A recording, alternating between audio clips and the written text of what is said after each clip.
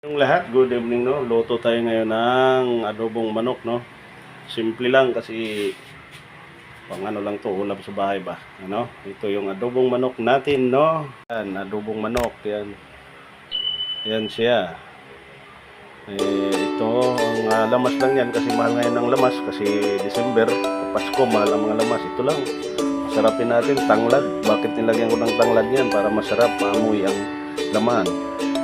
Sibuyas, no? Sibuyas at saka bawang. Bakit tiniklik ko yung bawang?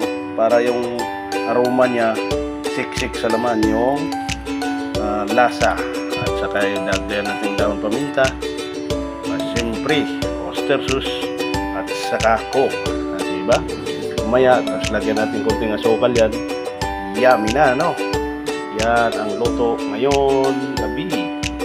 Yeah. So, umiinit na yung mantika, no? Kaya ilagay na natin, no? Ang laman.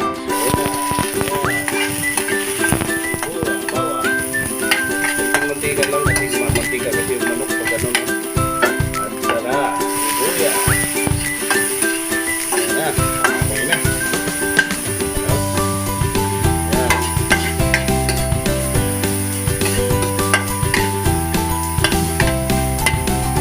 Itong mantika lang kasi ilagay na natin. Ayan. Ilagay na natin yung manok. Ayan.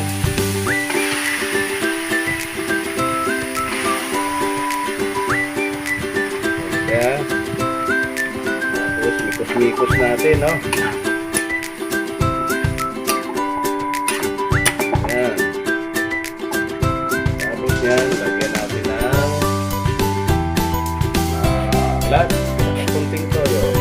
Ayan. Kunting toyo lang. Mahirap din masubra ng toyo. Ayan. Tapos, ayan na. Ano po natin? Ano? Ayan na. Ito ng adobong manok natin.